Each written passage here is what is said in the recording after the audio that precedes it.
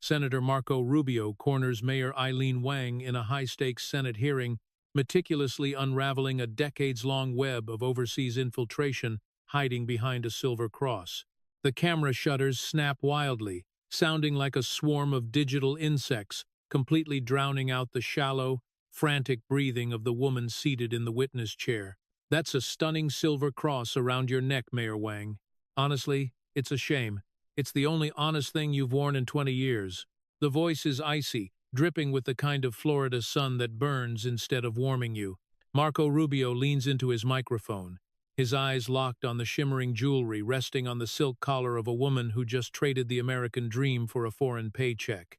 Senator, I am a public servant who has dedicated her life to the diversity of Arcadia, and I won't have my faith questioned by a man seeking a headline." Eileen Wang grips the edge of the mahogany desk, her knuckles turning white, her voice shaking with the rehearsed outrage typical of the political elite. "Faith? Eileen, you don't have faith. You have a script." Rubio tosses a thick manila folder onto the table, the sound echoing through the Senate chamber like a gavel hitting heavy wood. "Back in 2021, while you were pretending to be a champion for the Chinese-American community, you were actually taking dictation from an overseas regime. That's an outrageous lie. We provided a news source, a platform for marginalized voices. A platform. You ran a fabricated website that was nothing more than a digital megaphone for foreign propaganda." Rubio leans forward, his shadow stretching across her face until the light from the overhead chandeliers is completely blocked out. "You sat in your office, maybe touching that very cross, and you posted that there are no severe abuses in the western provinces. You told the world there's no such thing as coerced labor, that it was all just a rumor to defame your leaders in the East." The woman's hand flies up to her throat, her fingers tangling in the chain of the cross as the air in the room turns freezing cold. I shared articles that offered a different perspective. We believe in a global conversation." "A global conversation? Let's talk about your private ones then." Rubio flips open the folder, his finger tracing a line of text that carries the weight of a decade-long federal sentence. "The authorities have the logs, Eileen. They have the messages where foreign officials told you exactly which paragraphs to edit to make them look good. And when they messaged you to say, 'So fast, thank you everyone,' what was your response?" The silence in the gallery is so heavy you can actually hear the sweat beads forming on the witness's forehead. "I was just being polite to a source. It was professional courtesy." You said, "Thank you, leader." The words hang in the air like a heavy weight. You called an overseas handler leader while you were drawing a salary from the taxpayers of Arcadia, California. This is a targeted campaign. You're retargeting me because I represent a bridge between cultures. No, Eileen, we're retargeting you because you were an operative who pled guilty to being an unregistered agent of a hostile foreign power. Rubio stands up, the full height of the United States Senate behind him, looking down at the broken remains of a systemic infiltrator. "For 6 years, your leaders banned me from stepping foot in their country because I dared to tell the truth about their forced labor facilities. They blacklisted me, they sanctioned me, and they used puppets like you to tell the world I was the villain." He reaches into his breast pocket and pulls out a small, gold-embossed envelope. "But here's the irony that's going to haunt you in your cell. In exactly 4 hours, I'm boarding Air Force One with the president." The woman's jaw drops, her eyes darting toward the exits as if she expects her handlers to burst through the doors and save her. "The president made a last-minute call this morning to put me on that plane. We were flying straight into their capital, violating every petty sanction your handlers ever placed on me. And do you know what the regime did when they found out the Secretary of State was coming, whether they liked it or not? They would never allow it. They have principles. They crumbled, Eileen. They folded like a cheap card table." Rubio leans down, his voice dropping to a whisper that sounds like a final judgment. "They aren't coming for you. They're busy rolling out the red carpet for me. They waived the restrictions, they were preparing the honors, and they've already forgotten you ever existed." The mayor of Arcadia looks down at her hands, the wedding ring of her fiancé, another confessed operative, glinting in the harsh light. "I did everything they asked. I was fast. I was loyal. You were a disposable asset, and you just got disposed of. Rubio snaps the folder shut and looks at the bailiff with a flick of his wrist. Take her away. She has a date with a massive fine and a very long stay in a very small room. The red carpet is for patriots, Eileen. The orange jumpsuits are for the help. The air in the hearing room didn't just feel cold. It felt like the inside of a freezer where the only thing being carved up was the truth. Eileen Wang didn't just speak. She performed a ritual of victimhood, a dance of distraction that political insiders have been rehearsing in the halls of power for decades. She leaned into the microphone, her body trembling with a curated, cinematic fragility that would have earned her a standing ovation in any theater on Broadway. The words dripped with a manufactured sorrow, each syllable designed to vibrate with the pain of an entire continent. You're releading a high-tech partisan pursuit against a woman who dared to break the glass ceiling in a city that, for too long, was silenced. Is this the America you want, where an Asian American woman is hauled before a committee to be penalized for the crime of fostering community dialogue? Her voice broke on the word penalized, a subtle but sharp nod to the silver cross that still hung stubbornly against her silk collar. Marco Rubio didn't move a single muscle. His face was a mask of granite that had seen this exact play 1,000 times before. He let the silence stretch out, allowing her performance to hang in the air until it began to lose its effect entirely. A modern-day Salem, Eileen? That's a very colorful choice of words for a woman who just signed a federal plea agreement. His voice was a low, dangerous rumble, the sound of a predator watching a cornered animal try to explain its way out of a trap. I didn't realize the Salem trials involved the defendants admitting to being unregistered agents of a foreign regime in writing. He didn't look at her. He looked at the next page of the dossier, his fingers moving with a slow, deliberate rhythm that felt exactly like the ticking of a clock. But please, don't let the facts interrupt your monologue. I'm sure the cameras at the back are getting your best side. Wang's eyes flashed with a sudden, jagged heat, the mask of the grieving victim slipping just enough to reveal the cold ambition underneath. You speak of facts, but all I hear are the echoes of a movement built on xenophobia and the fear of a changing world. She threw her shoulders back, her posture suddenly rigid, the image of a defiant martyr ready to burn for the cause of diversity. My website, the platform you call bogus, was a sanctuary for people who don't see themselves reflected in your narrow, nationalist vision of America. We provided a bridge for immigrants to understand their new home, to feel a sense of belonging in a country that often treats them like intruders. If that makes me an agent of influence in your eyes, then maybe it's your eyes that are the problem, Senator, not my heart. She was leaning so far into the mic now that her breath was a sharp, percussive hiss against the metal. You attack me because I'm a successful woman of color, and because my community actually trusts me more than they trust your rhetoric. Across the room, the narrator watched the way the sunlight hit the dust motes, the tiny particles of DC history dancing in the air like forgotten promises. It's a classic move, isn't it? When the betrayal is exposed, pull the race card and hope the light is too blinding for anyone to see the handcuffs. Rubio finally looked up, a faint, mocking smirk playing at the corner of his mouth. The look of a man who had just heard a joke he damn told himself 1,000,000 times. It's fascinating, Eileen, how you can stand there and talk about belonging while you were actively helping a regime that puts people in containment. You talk about sanctuary for your community, yet you were the one feeding them the very poison that keeps them shackled to an authoritarian lie. Does belonging in your world mean belonging to the regime? Because that's the only community I see reflected in your bank statements. That's a baseless insinuation, and you know it. Wang's voice rose to a shrill, piercing pitch that made the stenographer visibly flinch. The funding was for cultural exchange, for the promotion of harmony.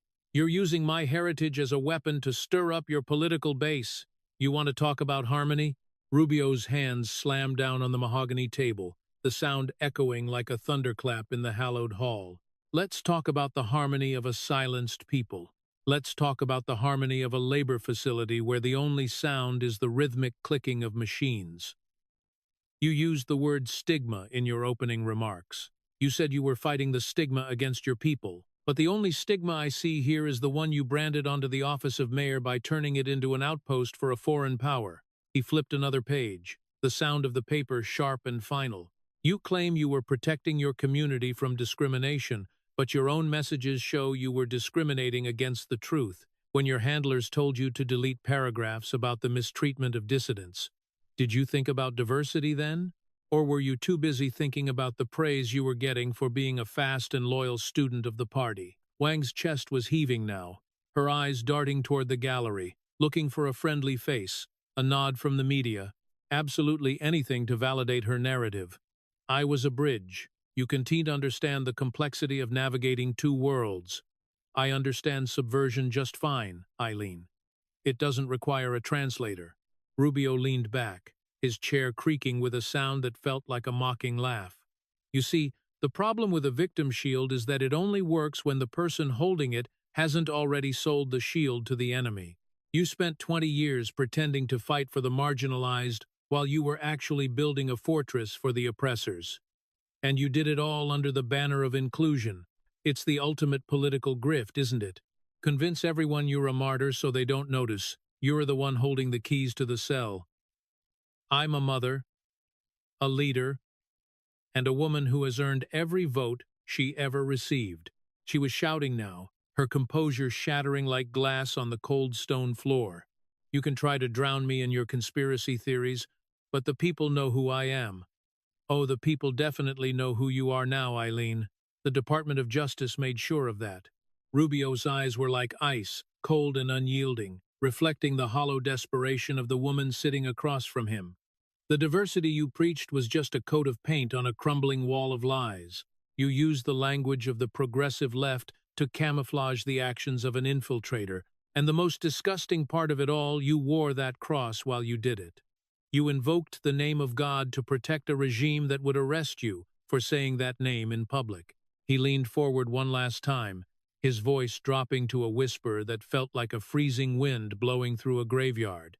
The pursuit is over, Eileen. The only thing left is the fire you built for yourself. And as for your song of the victim, nobody's buying the record anymore. He looked at the clock on the wall, the steady movement of the second hand marking the definitive end of an era. We're done talking about your feelings and your heritage. We were going to talk about your crimes because, in the real America, the one you tried to betray, facts don't care about your diversity metrics. The narrator's voice came back, a low, gritty commentary over the visual of Wang slumped deeply in her chair. Look at her. The victim without a script, the leader without a single follower. She thought the political establishment would protect her forever, that the race card was an infinite pass to subversion. But she forgot one critical thing. The truth doesn't need a bridge. It just needs a light. And Rubio just turned on the sun. The sound of a heavy manila folder hitting the mahogany table echoes like a gunshot in a canyon.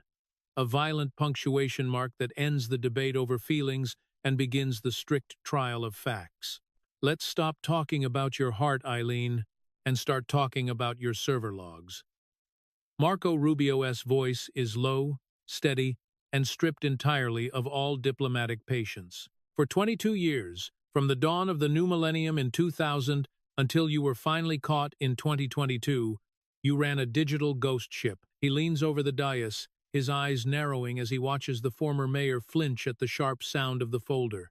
You called it an independent news source for the Chinese-American community. You marketed it as a bridge, a place for cultural connection and local updates. But we both know that in the dark corners of the internet, it was a laundering machine for foreign filth. He pulls a single laminated page from the folder and holds it up as if it were highly contaminated. The world was waking up to the horrors of the western provinces. The cries of millions of oppressed individuals were finally reaching the ears of the international community. And what did Mayor Eileen Wang have to say to her constituents on her independent platform? Rubio adjusts his glasses, his eyes scanning the page with a look of pure, unadulterated disgust. I'll read it for you since I'm sure you've conveniently forgotten your own prose. There are no severe abuses. There's no such thing as forced labor in any production activity, including cotton production. Spreading such rumors is to defame our overseas partners. He drops the paper back onto the table, the weight of the lie settling like heavy lead in the air between them. Those aren't the words of a journalist, Eileen. Those are the words of a mouthpiece for a regime that commits unspeakable acts and erases cultures. Eileen Wang stares at the paper, her mouth opening and closing like a fish pulled from the water. The rehearsed charisma of a California politician evaporating in real time. Senator, that was an editorial, a contribution from a member of the community. In a democracy, we don't censor voices just because they unpopular or will go against the grain of the mainstream narrative. We believe in a marketplace of ideas, and my website was simply a reflection of the diverse opinions within our diaspora. Diversity? Rubio's laugh is a short, sharp bark that contains absolutely no joy. Is that what we were calling it now? Laundering the talking points of an authoritarian dictatorship is just diversity of opinion? If a website in 1944 was claiming there were no camps in Europe, would you call that a diverse perspective, or would you call it a war crime? He leans closer, his presence so overwhelming that the woman in the chair seems to shrink, her expensive silk suit suddenly looking like a cheap costume. You sat there in Arcadia, breathing American air and protected by the American flag, while you told your readers that the coerced workers in the cotton fields didn't exist. You told them that the cameras, the wire, the shaven heads, and the cattle cars were all just rumors meant to defame your true leaders. The First Amendment was designed to protect the truth from the government, Eileen, not to protect a foreign government's lies from the truth. Wang's upper lip begins to glisten with a fine sheen of sweat. The camera zoom catching the exact moment her composure begins to liquefy. The First Amendment applies to everyone, Senator. You can pick and choose who gets to speak based on your political agenda. The left always talks about fake news and misinformation, but the moment we catch one of your own running a propaganda mill for a foreign regime, suddenly you re the champions of absolute free speech. She tries to straighten her back, reaching for that jagged, defensive arrogance that insiders use as an absolute last resort. I'm a publisher. I'm entitled to curate content that resonates with my audience. If they don't want to hear your aggressive rhetoric, that's their right. Your audience? Rubio's hand slams back down on the table, the water in Wang's glass jumping at the sudden impact. Your audience was being fed a steady diet of regime-approved sludge designed to keep them loyal to the party and suspicious of the country they now call home. This wasn't a curation, Eileen, this was an operation. For 22 years, you were the digital gatekeeper for a foreign adversary right in the heart of California. You didn't just share an article. You built a fake news empire on the backs of the oppressed. He turns to the committee, his voice rising, addressing the silent gallery as much as the woman sitting in front of him. This is how the sausage is made, folks. This is the systemic establishment at the local level. They don't always wear uniforms. Sometimes they wear crosses and silk suits and sit on city councils. They use our own laws, our own values of diversity and inclusion as a Trojan horse to smuggle in the propaganda of our enemies. She sat there for 2 decades laundering the lies of an adversary, and the media in this country called her a trailblazer. He turns back to Wang, his eyes like 2 cold gray stones. Tell me, Eileen, when you wrote that there was no forced labor in the cotton fields, did you believe it? Or did you just know that the check from your source wouldn't clear if you told the truth? Wang fumbles with her necklace, the silver cross spinning frantically between her rapidly trembling fingers. I'm not responsible for the geopolitical reality of other nations. I'm a local official. Then why were you publishing international propaganda on a local community site? Why was a mayor in California so concerned with the reputation of the cotton industry thousands of miles away? Unless, of course, the local interests you were serving weren't in California at all. Rubio leans back, his chair creaking with a sound like a rusty hinge on a prison cell door. Certain politicians love to talk about foreign interference in our elections, don't they? They've spent years chasing ghosts and shadows to try and take down a president they despise. But here you are, a tangible, living, breathing example of foreign interference sitting right in the mayor's chair, an unregistered agent running a propaganda site for 22 years, and the mainstream media didn't say a single word. In fact, they praised you, they gave you awards, they held you up as a model of the new America. Is that because they didn't know, Eileen, or is it because they liked what you were saying? Wang's voice is now a shrill, desperate rasp, the sound of a woman who knows the bridge behind her has already been burned to the ground. You retwisting the mission of my life into something ugly. I was building a community. You were building an outpost, Eileen, a digital colony for a foreign regime. And you did it by weaponizing the very things that make America great, our openness, our tolerance, and our respect for different voices. You took those virtues, and you twisted them into a shield for a regime that has absolutely no respect for any of them. He picks up the 2021 article again, waving it in the air like a stained rag. This isn't an opinion. It's a denial of a crime against humanity, and you published it while you were an elected official in the United States. You didn't just fail your constituents, you betrayed the very concept of the truth. The narrator's voice cuts in, a gritty, cynical whisper that sounds like the ghost of a real investigative journalist. Look at her. The sweat is breaking through the $300 foundation. Now, the independent journalist who couldn't find the truth if it was standing in front of her with a federal subpoena. She thinks if she says First Amendment enough times, the ghost of her actions will magically disappear. But Rubio isn't buying the ticket to her victimhood tour. He's showing the world the plumbing of the political establishment, and it's overflowing with overseas sewage. Rubio sets the paper down, his eyes never leaving hers for a second. The era of dirty media masquerading as community service is officially over, Mayor. We've seen the logs, we've seen the edits, we've seen the money, and we're just getting started.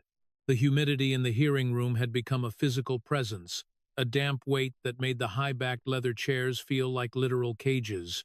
Marco Rubio didn't just look at the woman across from him. He looked straight through the layers of expensive foundation and the carefully curated community leader persona. Let's pull back the curtain on the editorial process at your little news outlet, Eileen.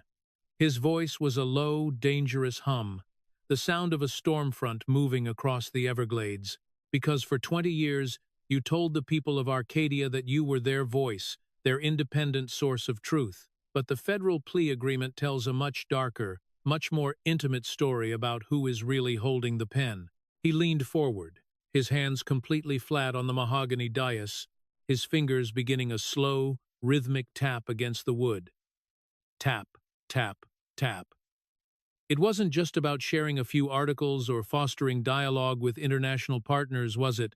It was about a digital leash that stretched all the way from your mayor's office back to the darkened rooms of an overseas power. He reached for a stack of time-stamped transcripts, the paper crinkling with a sound like dry autumn leaves. We have the chat logs, Eileen. The back and forth between a sitting American mayor and the intelligence officers of a hostile foreign power.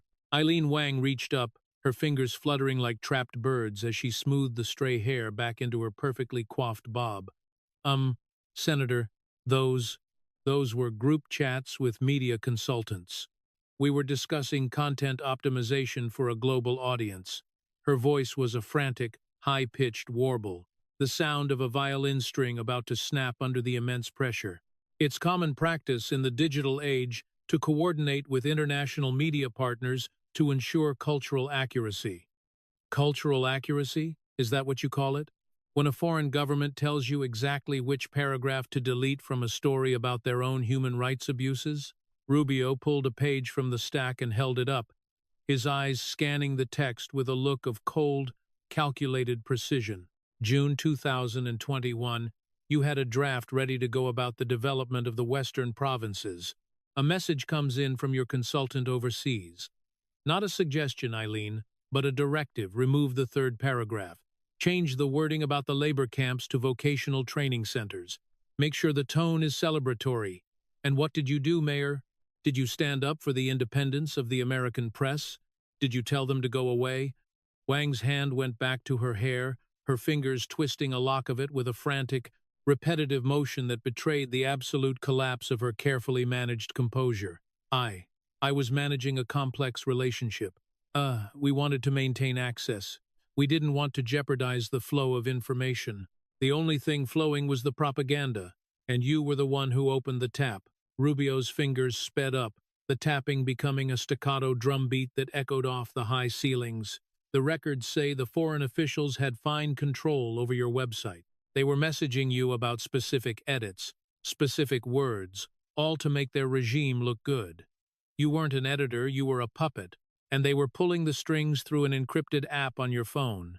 He flipped to another page, his eyes locking onto a specific exchange that made the corners of his mouth twitch with a mocking, bitter smile. Let's talk about the speed of your service, Eileen, because even your handlers were impressed by how quickly you betrayed your own country. After you posted one of their essays, the one denying the atrocities, a message popped up in the group chat. A foreign official messaged you and the others so fast. Thank you, everyone. The silence that followed was absolute, a void in the room that seemed to swallow the very light from the grand chandeliers. They were congratulating you, Eileen, like a trainer giving a treat to a dog that just performed a trick. The woman who represented the people of an American city was being praised by overseas operatives for how fast she could spread their lies. Wang leaned toward the microphone, her eyes glistening with a desperate, watery sheen as she tried to summon one last shred of her victim narrative. You retaking a polite exchange out of context. We were working on a deadline. So fast was a comment on the technical upload, but not the content. We were trying to compete in a 2-4-hour news cycle. It was about efficiency, not ideology. Rubio stopped tapping. The sudden silence was more jarring than the noise had been. Efficiency? You were efficient at being an unregistered agent, I'll give you that. You were efficient at taking directives from a government that wants to replace us, that wants to see the downfall of the United States. While you were sitting on the Arcadia City Council, while you were being sworn in as mayor, you were executing the orders of a regime that doesn't fight fair. He stood up, the movement slow and deliberate, the physical embodiment of a resolute movement finally standing its ground. This is how the sausage is made in the system, folks. This is the reality of the deep state at your local town hall. They don't just invade us with armies. They invade us with investments in consultants and news sources that are bought and paid for abroad. They find people like you, people who are so hungry for status, so desperate to be seen as inclusive and global, that they'll sell their own neighbor for a thank you from a foreign leader. He pointed a finger at the transcripts on the table, his voice rising to a sharp, accusing crescendo. Every word on that website was a brick in the wall they rebuilding to shut out the truth. Every edit you made, every paragraph you deleted on their orders, was an act of sabotage against the American people. And the most sickening part, you did it all with a smile and a cross around your neck, while your fiancé was doing the exact same thing in the shadows. Wang's hand dropped from her hair, her arm falling limply to her side, as the last of her strength seemed to drain completely out of her. Mike was just trying to help the business. What he didn't know, we were just trying to survive. Her voice was a broken whisper, the sound of a woman who had finally realized that her leaders weren't coming to save her. Your fiancé pled guilty to covert operations on behalf of a foreign power, Eileen. Birds of a feather, this wasn't a family business. It was a family of operatives operating right in the heart of California. You were the public face, the respectable politician, while the gears of their machine were grinding away behind the scenes. Rubio gathered his papers, the sharp snap of the folder closing sounding exactly like the final click of a prison cell door. The people of this country are tired of being told that their concerns are conspiracy theories, while people like you are taking orders from abroad. They were tired of a media that looks the other way while insiders sell our future to the highest bidder. He looked down at her one last time, his eyes devoid of anything but a cold, patriotic satisfaction. You thought you were so clever, didn't you? So fast, so efficient, such a good little agent. But you forgot that in this country, we still have people who can read the logs. We still have people who aren't afraid to call an infiltrator an infiltrator. The truth is on the table now, Eileen, and it's a lot more than the American people can stomach. Enjoy the prison food. I hear they don't use chat apps in the federal pen.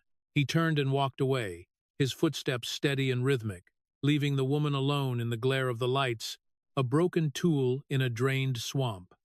The air in the room didn't just feel heavy, it felt final, like the slamming of a vault door in the middle of a vast desert. The silence that followed Marco Rubio's last question was a jagged, ugly thing that tore at the last of Eileen Wang's composure.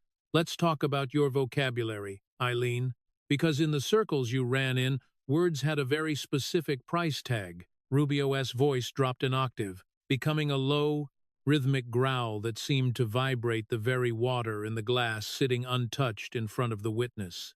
When we look at those chat logs, we don't just see a woman taking orders, we see a woman who had forgotten what country she was supposed to be leading.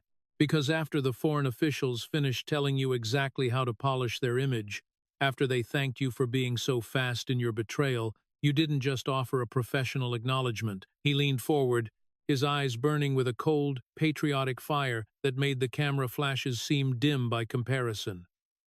You didn't say, "Copy that," or "message received," or even a polite "no problem." You typed 3 words that should make every citizen of Arcadia and every patriot in this nation feel a cold shiver of pure, unadulterated disgust. You said, and I quote, "Thank you, leader." The words hit the table like lead weights, and for the first time, Eileen Wang's mouth hung open, her rehearsed defense dying instantly in her throat. Tell me, Mayor Wang, and I use that title loosely today, when you were typing those words, who exactly were you referring to? Were you referring to the President of the United States, the man sitting behind the resolute desk who actually puts America first? Or was your leader a nameless, faceless bureaucrat sitting 10,000 miles away in a darkened office overseas? Wang's lower lip began to tremble, a frantic, uncontrollable twitch that no amount of expensive silk or California poise could possibly hide. Senator, it was, it was a term of respect, a cultural nuance. You're overanalyzing a simple translation, cultural nuance. Eileen, don't insult the intelligence of this committee or the American people listening to this broadcast. Rubio's hand didn't slam the table this time. It just rested there, a heavy, symbolic weight that seemed to anchor the absolute truth in the room. In this country, we don't have leaders in the way your handlers do. We have public servants and we have the people. But you chose a side, didn't you? You chose to bow down to a regime that demands absolute subservience. And you brought that subservience right into the mayor's office. He let that sink in, watching as Wang's eyes darted desperately toward the back of the room, toward the news cameras she had spent years actively courting. She looked at the lenses of the mainstream media, her eyes pleading for a friendly spin, for a fact-check to save her, for a headline about xenophobia to distract from the subversion. But the cameras remained cold, indifferent glass eyes recording every single second of her slow-motion collapse. And it wasn't just you, was it, Eileen? It wasn't just one bad apple in the barrel. It was a regular little nest right there in your own home. A family of operatives living off the hard work and sweat of the American taxpayer. Your fiancé, Mike's son, the man you were planning to build a life with, he already took the plea, didn't he? He stood before a judge and admitted to covert charges on behalf of a foreign power. Birds of a feather, Eileen, or should I say rats of a sewer? Wang's eyes shut tight, her head bowing as if the weight of the silver cross around her neck had finally become a literal millstone. He was a businessman. He wanted to succeed, and we all just wanted to succeed. Success in America doesn't usually involve selling out your neighbor to a hostile foreign power for 30 pieces of silver and a thank you from an overseas handler. You didn't want to succeed, you wanted to infiltrate, and you did it by weaponizing the very diversity and inclusion the establishment loves to preach. Rubio picked up a pen and began to tap it against the table, a rhythmic ticking sound that felt like a countdown to a sentencing. You were a team. You were the respectable face of the community while he was working the shadows, both of you executing the same foreign directives.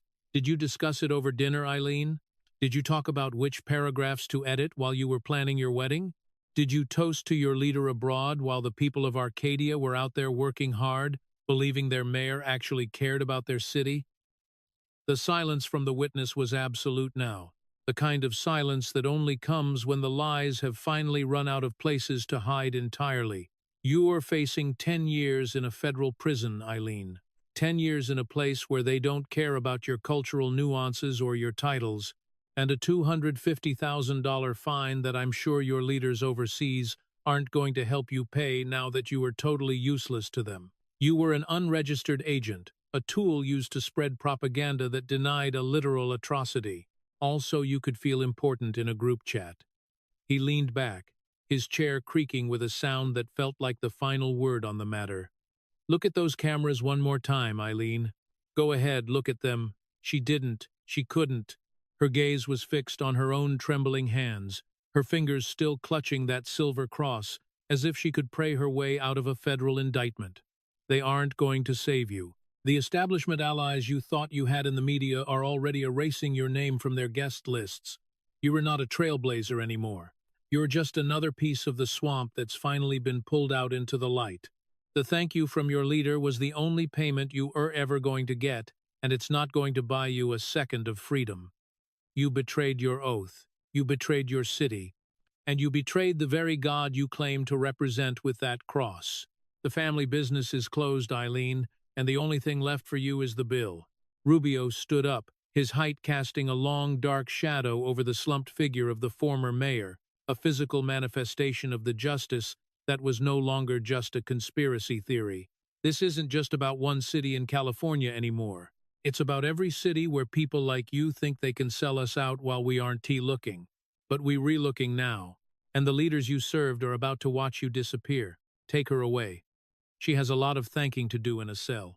The air in the room shifts from the electric heat of an interrogation to the heavy, chilling weight of a funeral for a career that never should have existed in the first place. Marco Rubio stands up slowly, his movements deliberate like a man who has finally stepped out from a long, cold shadow into the midday sun.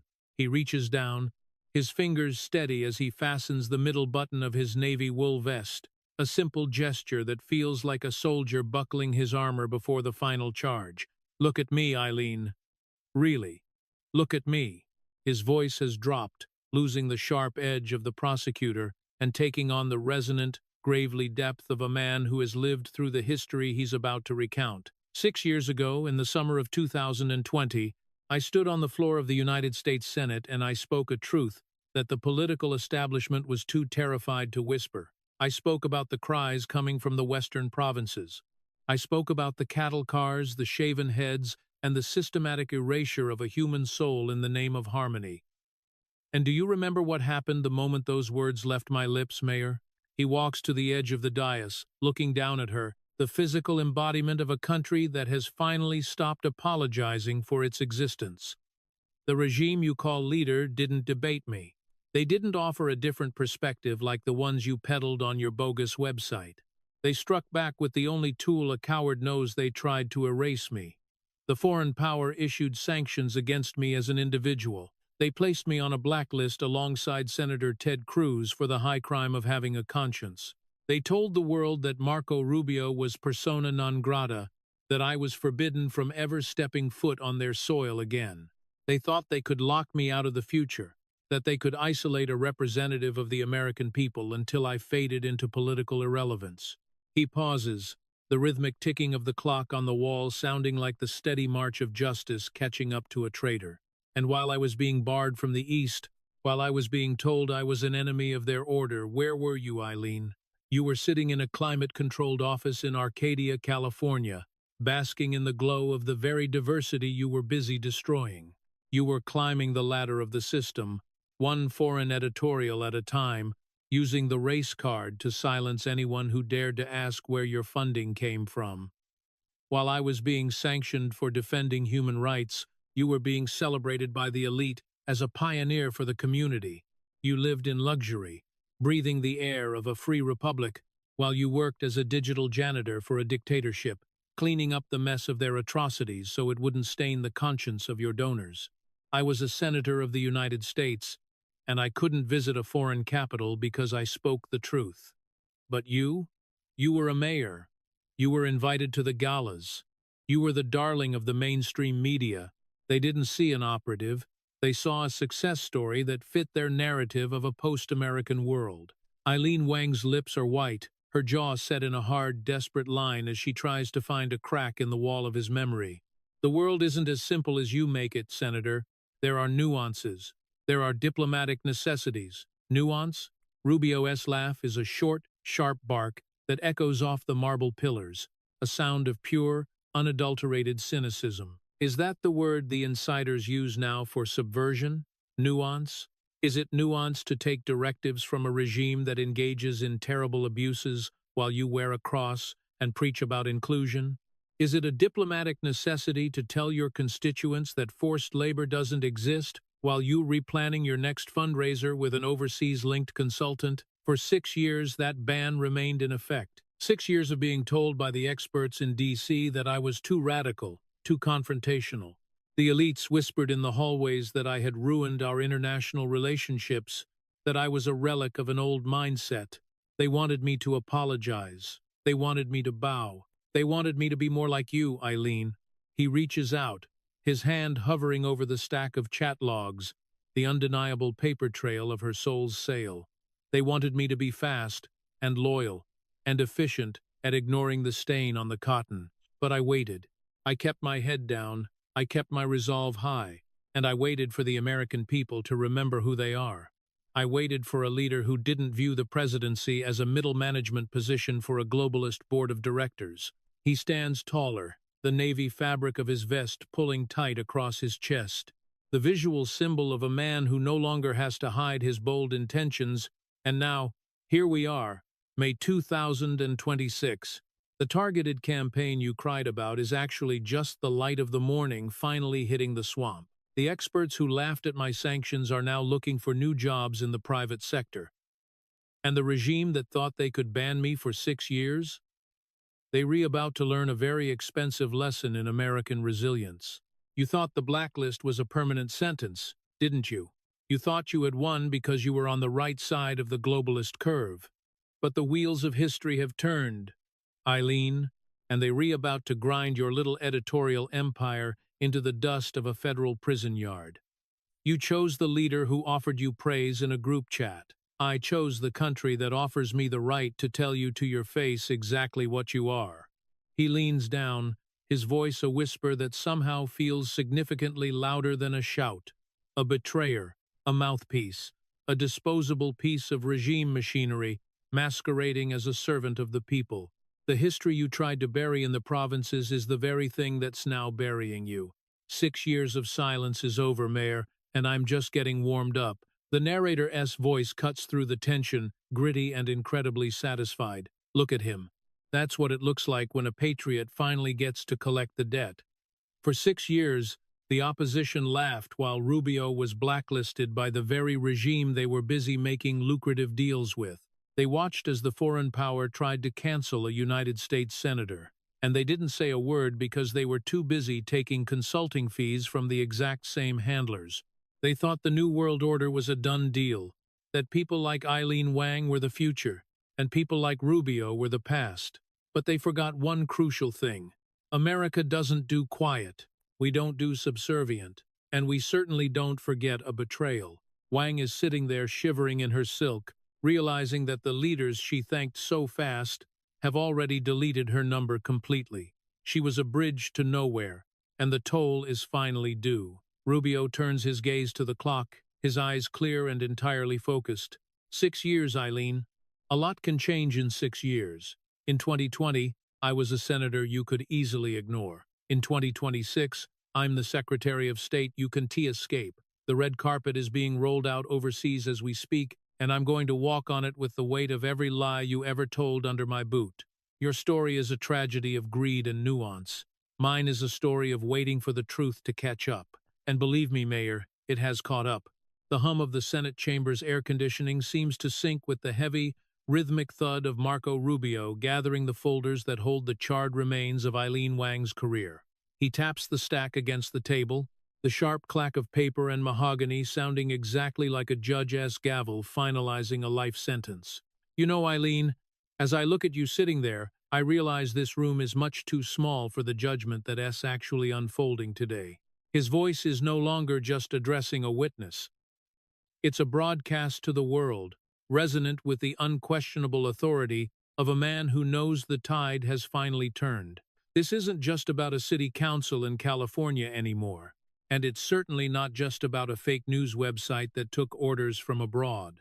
This is about the moment the bluff was called on a massive global scale. Rubio stands tall, adjusting his cuffs with the meticulous precision of a man preparing to board a flight that will change history. For 6 years, your leaders thought they held all the cards because they banned me.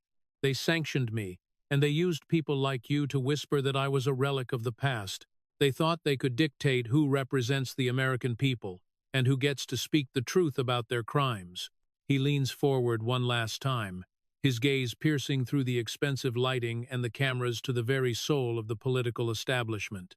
But they forgot one thing. They aren't dealing with a manager or a consultant anymore. They're dealing with a president who understands that America First is not merely a slogan.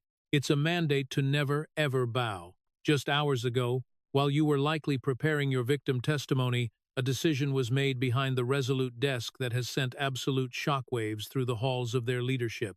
Rubio pauses, letting the immense weight of the reveal hang in the air like a lightning bolt right before the strike. The president didn't just call their bluff. He tore the entire deck of cards in half.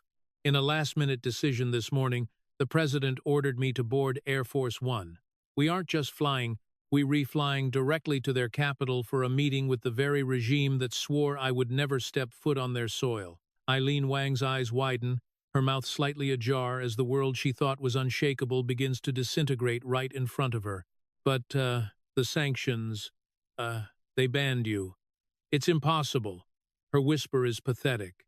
The sound of a puppet realizing the strings have been cut by a force she simply can't comprehend. Impossible, Eileen? In the deep state world, maybe. In our world, it's just Tuesday. Rubio's smile is razor sharp, a cold flash of victory that leaves absolutely no room for debate. The president told them, "I don't care who you banned. My Secretary of State is coming, and there's not a single thing you can do about it." And do you know what happened, Mayor? Do you know what the mighty regime did when faced with real, unyielding American strength? They crumbled. They didn't negotiate. They didn't protest. They didn't issue a different perspective on your bogus website. They folded like a cheap card table, waived the sanctions, and dropped every single restriction they had placed on me for 6 years. The narrator's voice cuts in, gritty and deeply triumphant, the sound of a patriot who has finally seen the light of the morning. Look at the absolute panic on her face.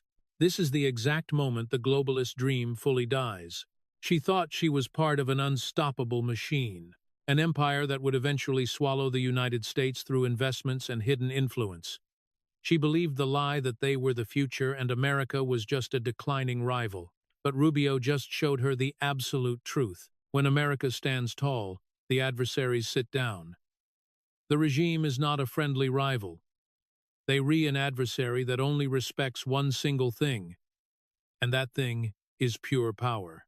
Rubio begins to slide his files into his briefcase, the metallic click of the latch sounding like a period at the very end of a very long sentence. The negotiations haven't even started yet, and already they've handed over an embarrassing, globally humiliating concession. They're preparing the reception for me right now. The man they blacklisted, the man they tried to cancel, the man you were paid heavily to defame. I'll be walking on their carpet with the President of the United States. He turns his head slightly, looking back at her over his shoulder with an expression of pure, unadulterated irony. It's a funny thing, Eileen, a real full-circle moment, as they say. While I'm being greeted with honors overseas, while I'm representing the interests of the American people on the world stage, you're going to be learning the cultural nuances of a federal prison system. The leaders you thank so fast in your chat groups, they've already forgotten your name entirely. They gave up their core principles to let me in the door. You think they're going to lift a finger to help a failed operative in an orange jumpsuit? I was fast. I did what they said. They said I was a bridge. Wang's voice is a broken record, her fingers clutching the silver cross so incredibly hard the chain looks like it might snap in half. You weren't a bridge, Eileen. You were a bluff. And bluffs only work if the person across the table is afraid to see what's in your hand. The president isn't afraid. He's the one dealing the cards now. Rubio stands at his full height, the definitive image of an administration that has finally put America back in the driver's seat. Your leaders are rolling out the red carpet for me, Eileen. It's going to be a beautifully historic sight. As for you, I certainly hope the orange jumpsuit is your color. It's the only uniform an infiltrator deserves. The meeting hasn't even taken place, and we've already won because we've shown the world that the era of American apology is completely over. The swamp is draining, the operatives are falling, and the adversaries are capitulating. That's exactly what it looks like to put America first. He walks away from the table, his footsteps heavy and deeply confident, leaving the silence of the room to be filled only by the sobbing of a woman who realized way too late that she sold her soul to a master who absolutely doesn't believe in loyalty. See you in the headlines, Mayor. Or maybe I want. The narrator's voice fades out over the image of Air Force One ascending beautifully into the blue sky. The red carpet is for patriots. The cells are for the rest. And this is just the beginning. If you enjoyed this deep dive into the hidden realities of global influence and American resilience, hit that like button and subscribe for more untold stories. What do you think about Marco Rubio's confrontation? Let's hear your thoughts in the comments below, and we'll see you in the next video.